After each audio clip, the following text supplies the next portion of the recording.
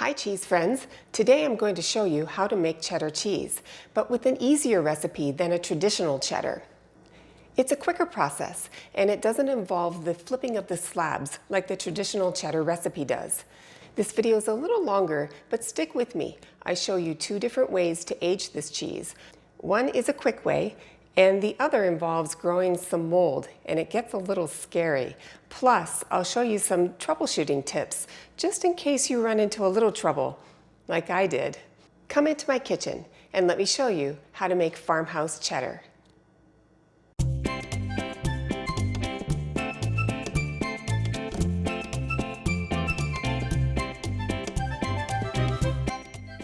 Slowly heat 3 gallons of pasteurized, non-homogenized milk to 90 degrees. You can stir occasionally while the milk is heating. I wonder what's up there. Once you've reached 90 degrees, you can go ahead and put your 3/4 of a cup of buttermilk into the milk. You'll stir for 1 minute.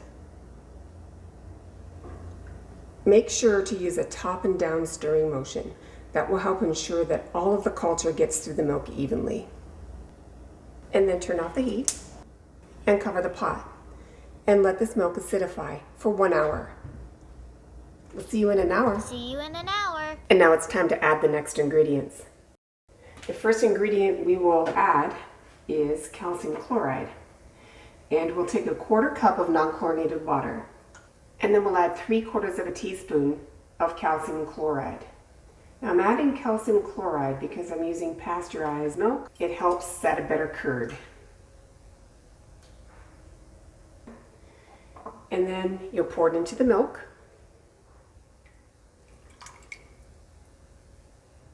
And stir for 1 minute.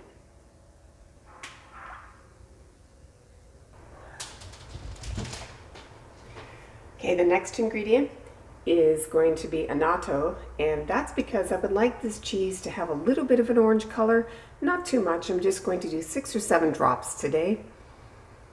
I think there's a ball under there. Of no more than 1/4 of a teaspoon. Should be enough, just a little bit. But you don't have to. And if you didn't, the cheese would just be white. What you doing? And then let's see what sort of beautiful kind of pattern we can make here. It's kind of cool. Ooh. All right, we'll stir it in. The last ingredient is the rennet. You'll take 3/4 of a teaspoon of rennet, and you'll add that to a 1/4 cup of non-chlorinated water. I'm gonna take a nap. The rennet is always added last because it's what sets up the curd. So we want to make sure that we do that last. And add it to the milk. And stir it in using a top and bottom stirring motion. Now cover the pot and let the milk rest for 45 minutes. We'll see you in 45 minutes.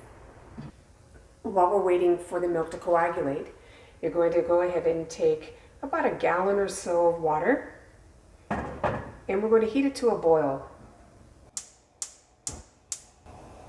And you'll take 2 pieces of 90 weave cheesecloth and add it into the water. And then we're going to boil it for about 10 minutes. After the 10 minutes has elapsed, go ahead and carry the cheesecloths over to the sink area and dump them into the colander. And once the cheesecloth is cool, once the cheesecloth is cool, you can wring it out.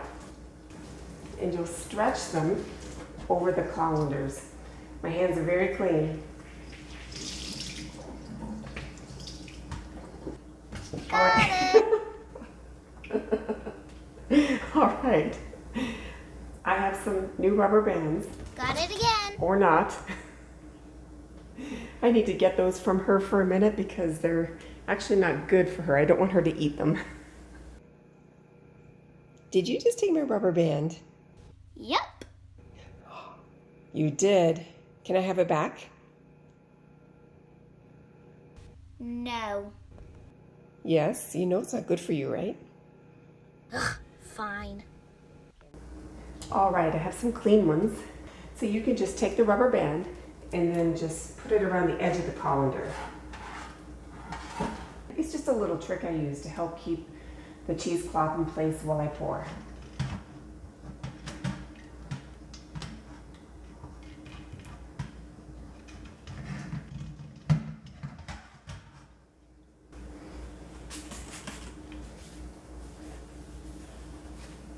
"45 minutes have elapsed, and it's time to see if we have a clean break." You'll take your curd knife and slide it into the center of the curd mass and pull it back. And oh yeah, that is a gorgeous curd. So here's what we're going to do. We're going to cut the curd into 1/2 inch cubes, and I like to do it vertically first, then horizontally. I don't think it really matters, but that's the way I do it.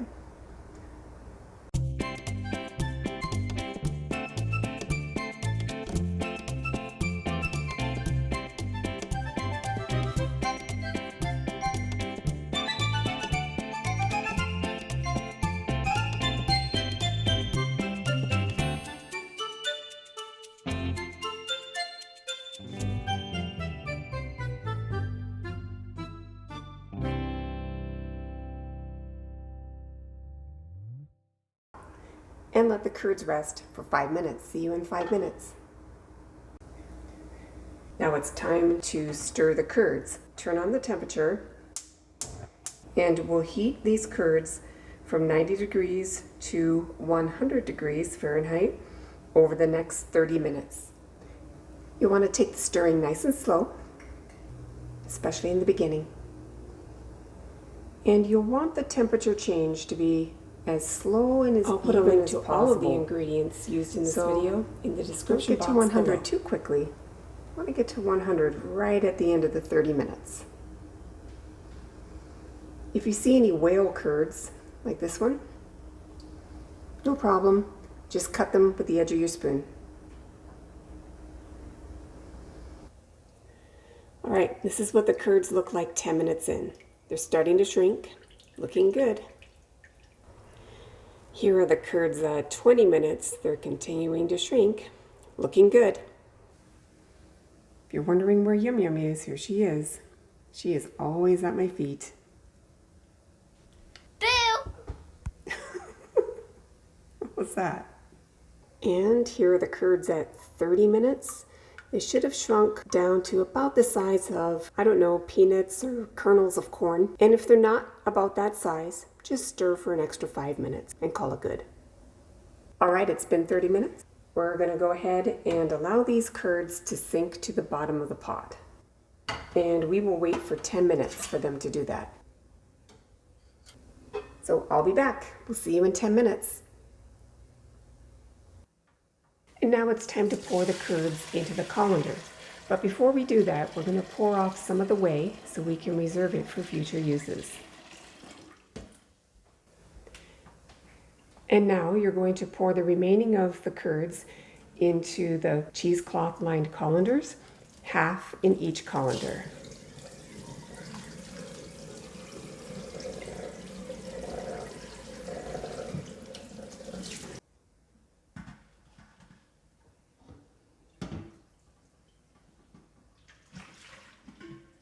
Make sure there's an even amount of curds in each colander.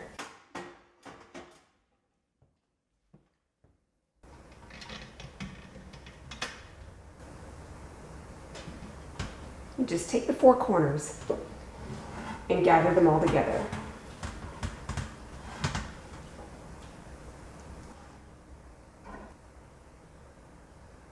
And then you'll twist it together near the edge.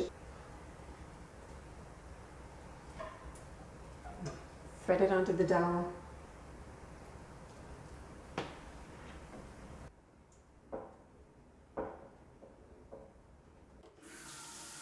Fill your sink with about 2 or 3 inches of hot water. It's important to keep the curds warm while they hang, So you can take a towel and just wrap it over the whole business. That'll help keep the heat inside, and you'll let these curds hang for an hour. After the curds have hung for an hour, you'll take them to a sanitized pan. So now you're going to break up these curds into smaller pieces, about 1 inch or so. They're still a little warm. That's just the way I want it. Perfect.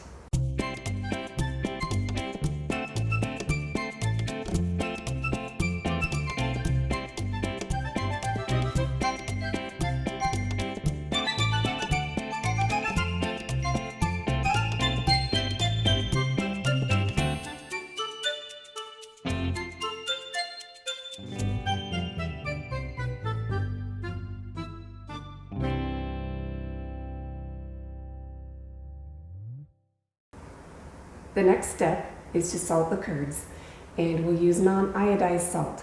1 tablespoon per gallon, so 3 tablespoons total.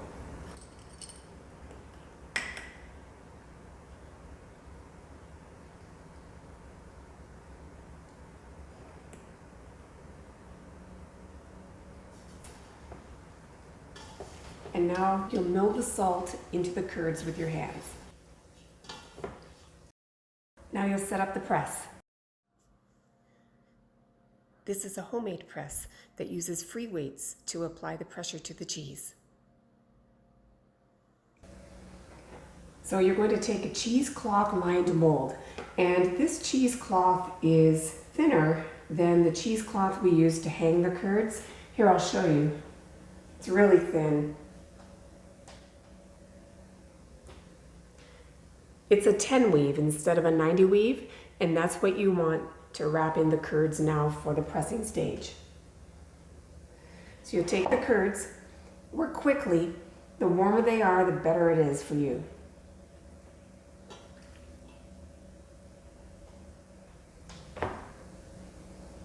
And then wrap them up like a pillow.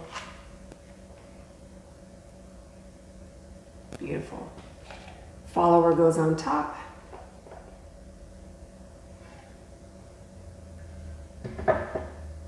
Once the press is all set up, the followers are in place, you will do the first pressing at 10 pounds for 15 minutes. See you in 15 minutes. It's been 15 minutes, and now we will take a look and see what we have. This is exactly what it's supposed to look like. They're not very well knit together, but you do have a wheel shaping, and that's good. So now you're going to flip the cheese just like I did. Slip it back into the mold. And now we'll press it at 20 pounds for 30 minutes. All right, we'll see you in 30 minutes. I'm going to flip the cheese one more time and return it to the press. Now, for the last pressing, here's what I'm going to do. I'm going to transfer this to a cookie sheet because most of the whey has already drained, and I'd like my cheese to be just as flat as possible. So I'm going to let the rest drain out in the cookie sheet overnight. So now we're going to press at 50 pounds for 12 hours or overnight. We will see you tomorrow morning.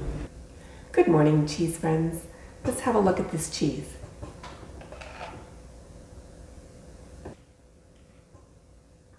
Color looks beautiful. Oh, a chunk came out. That's never happened before. See if I can put it back in. Let's get it to the drying rack. I live in a very arid climate, so my cheeses usually only take a couple of days to dry, but you may live in a more humid climate, so dry it for as long as it takes for it to be completely dry to the touch. You want it completely dry before you move on to the next step. This will help keep off any bugs or dust or kitchen kitties, you know. The cheese has been drying for 2 days and it's time to take a good look at it. I've already decided that instead of cloth banding it, I'm going to vacuum seal this cheese, and I'll tell you why. Do you remember that little piece that came off the top? Well, What you doing? it never did knit back together. And as I'm looking at this cheese, it's a good cheese, but it's not knit together as well as I would like. And I think I know the reason why. I think it's because the water was maybe not as warm enough towards the end of the hour. So when I ripped up the curds and salted them and put them into the press, I think that they were maybe not as warm as they could have been. So here's what I'm going to do. This is still a great cheese. I'm going to vacuum seal this cheese because vacuum seal really covers a multitude of cheese making sins, if you will. So not to worry, I'm going to vac seal this cheese and I'm going to make another one. I'm going to do 3 things differently because I want to make sure that it has a nice rind, because I don't want any of the mold that's going to be happening with the cloth band to get inside the cheese. So I don't want to give it any cracks or crevices or any opportunity for the mold to bury into the cheese. So I'm going to change the water in the sink about halfway through to make sure that the curds that are hanging stay warm. I am going to add some more weight. And since 50 pounds sitting on the top of my press is about max, what I'm going to do is add about another 20 pounds of pressure just by screwing down some wing nuts tighter. And I think that's going to help quite a bit. And I'm going to check it at the 12-hour mark. And if I don't think it's knit together as quite as nicely as I would like, I'm going to leave it in for another 12 hours. Those 3 things should help me get a more well-formed cheese. All right, well, I have work to do. I'm going to make another cheese. Stick around. I'll see you in just a minute. Here it is, round 2. The curds are knit together much better, so I'm going to cloth band this cheese. And then it's off to the drying rack for 2 days. Cloth banding cheese requires oil or vegetable shortening in order to adhere the cloth to the cheese itself. So today I'm choosing coconut oil. You could use olive oil or even lard from the store. I wouldn't use butter though, because I think it could become rancid over time. So what I'm going to do is I'm going to take this coconut oil and I'm going to pasteurize it. So to pasteurize it, I'm going to take it to 161 degrees Fahrenheit for about 15 seconds. I'm going to use the microwave, but you could also use the saucepan. All right. Go ahead and check the temperature of the oil. Yep. It's 161. Now allow this oil to cool so you don't burn your hands while you're working with the cheese. I have here 4 layers of number 10 cheesecloth, and I'm going to cut 4 round discs. I'm going to use this plate as my guide.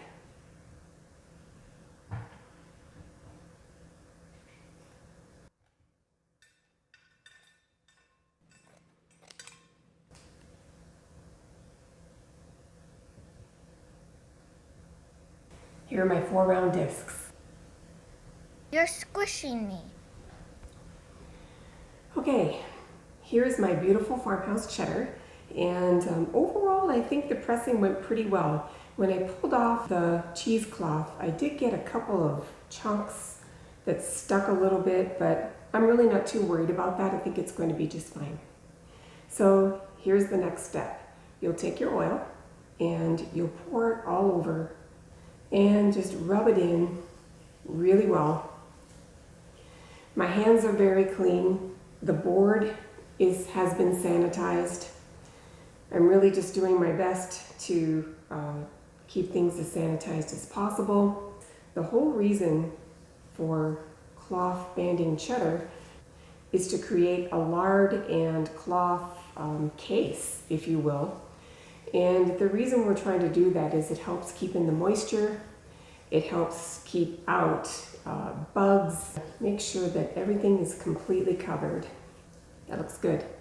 Now, in addition to the 4 discs, I cut a long strip, and that long strip is going to go around the circumference of the cheese. Just take the cheese and roll it right onto that strip. And while you're doing that, add more oil. It's kind of fun. Get it nice and tight on both sides. Try to get all the wrinkles out the best that you can. Now layer your discs one by one.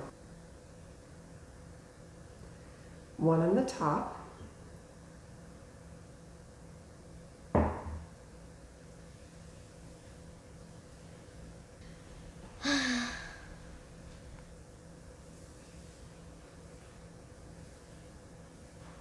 Flip it over.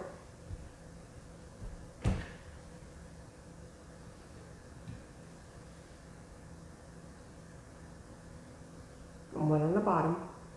So believe it or not, we are trying to get mold on the outside of this cheese because that mold is really going to provide a nice casing around the cheese, but the mold really won't penetrate the cheese. It'll just stay on the outside and in and around the cloth.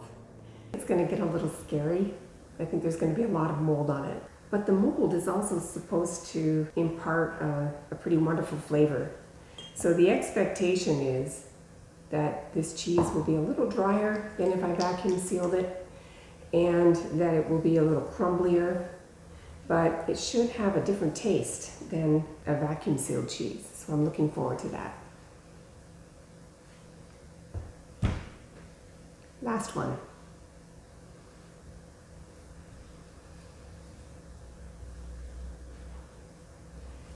So this coconut oil will turn into a solid because we'll be aging this at 54 degrees. So there's going to be a complete solid case around this cheese. All right, this is it. That is a very lovely looking bandaged cheese. Nice. I plan to age this cheese for about a month, and I'll need to control two things, the temperature and the humidity. So the temperature is the easy part. I can just use my cheese cave to do that. It's the humidity that's the challenge. When I vac seal my cheeses, I don't have to worry about humidity because it's completely encased, but with a cheese like this, I really do. So here's how I plan to control the humidity in this container. The cheese itself is going to provide some humidity, but I want to help it along a little bit. So I have two wet sponges. They're clean, they've never been used in anything else, and I'm going to place them on either side, making sure not to touch the cheese. And I will replace these daily. If you have a hydrometer, you can check it and make sure that it stays between 80 and 82% because that's what we're shooting for. But if you don't, you can guess at this a little bit. If the lid of the container gets too much moisture on the top, just wipe it off and open it up a little more. I'm going to start like this with the vent open and the container open just slightly because I'm pretty sure experience tells me this should be about, at least in my climate, this should be about 80 to 82%, I hope. All right, so in the cheese cave it goes. Quick recap. This cheese needs to be at 54 degrees Fahrenheit and at 80 to 82% humidity. Okay, here we go. I'm kind of excited about this cheese cave. It's the first time I've used it. And I plan to use it for my other cheeses that are not vac sealed so that I keep them separate. I'm not a huge fan of mold, I'm not gonna lie. So my hope is that I can keep this somewhat contained to one particular area of the kitchen. And I will show you the mold development and fingers crossed for a wonderfully aged cheese. We'll see you in about a week. Well, at 1 week, 2 weeks, nothing's happening yet.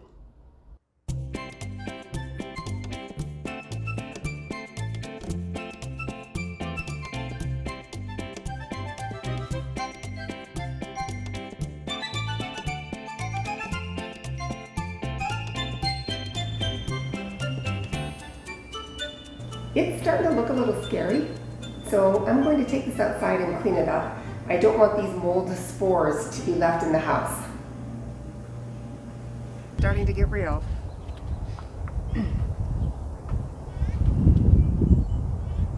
Oh man, it's like it's growing a beard. Oof, scary.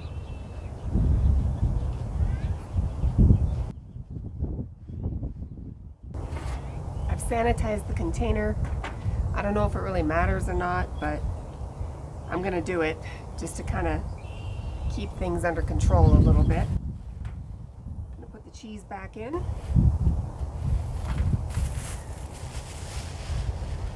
And the sponges are wet.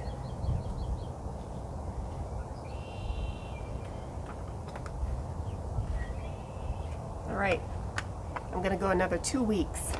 So this cheese will be 3 months old when I'm ready to crack it open. I can't wait. This is turning out to be a pretty scary little science experiment. We'll see what we see in 2 weeks. The first step is to remove the cheesecloth. Here we go.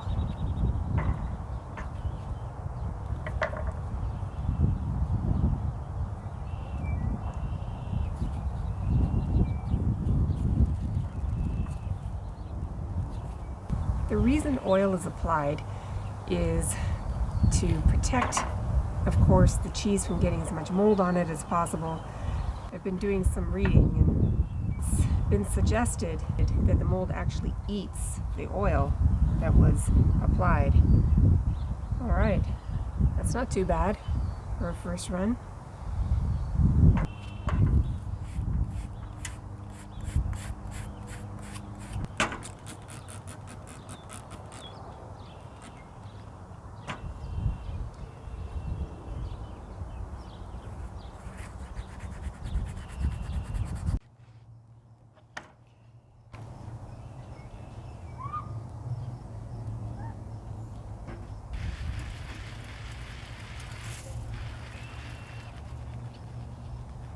This is the fourth and final step before I bring it inside. This is just regular purified water, and now I'm going to wash the whole cheese with water. I'm going to take it inside, let it dry, and we're going to crack this open for a taste test.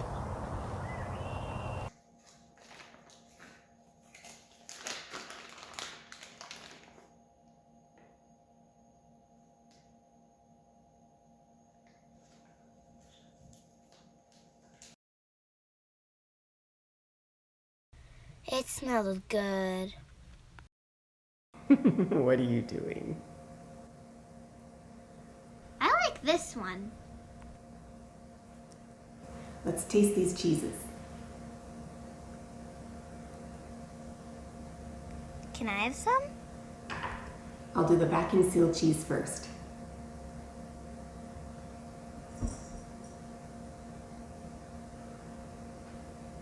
Oh man, this is a great cheese. The texture is smooth. And there's a little bit of tanginess to the flavor, but there's definitely a creaminess, milkiness. It's wonderful. It's a nicely 3-month aged cheddar. I really like it. This one's a keeper, for sure. Now let's taste this cheese. I'm a little nervous. I hope it doesn't taste like mold.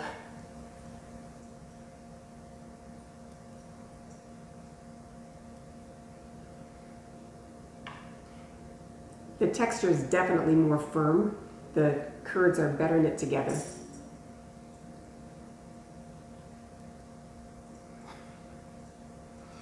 It's way different than this cheese. It's not the same cheese. Not at all. It's fantastic. It's earthy, a little pungent. So the mold, it definitely contributed to the flavor. There's no doubt about that, but in a really good way. This is awesome. Now it answers the question for me, no doubt about it. Using the same recipe, the same ingredients, the same aging time, aging methods can produce a very different tasting cheese. There's some purists out there that say you should never vacuum seal. Cheese has to breathe, all that, yeah, I get it. But the reality is, probably vacuum sealing is an easier way to go. But the opportunity to do a traditional, and you can take the time to do it, I'd do it. It was worth babysitting this cheese every week, making sure it was doing okay. I would say worth the effort. And they're both excellent cheeses. I would do both again for very different reasons. So I would say choose your preferred method of aging and just go for it and have fun. This comparison was a really interesting process and definitely worth the while. I have a lot of cheddar to eat, so I think I might have to be dropping some off to my neighbors. Thank you so much for being part of this cheese making journey. I appreciate your support. I will see you in the next cheese making video. Yeah, do you like it? Oh, I love it. This would be great on a steak. Or make a really good dipping sauce for French fries. Pour it over the top. Ooh, maybe do a really nice poutine with that melted in there. Now we're talking, little Canadian girl. Maybe we'll have to do that. Yeah, that's good. Nice job. Glad you liked it. Mm-hmm.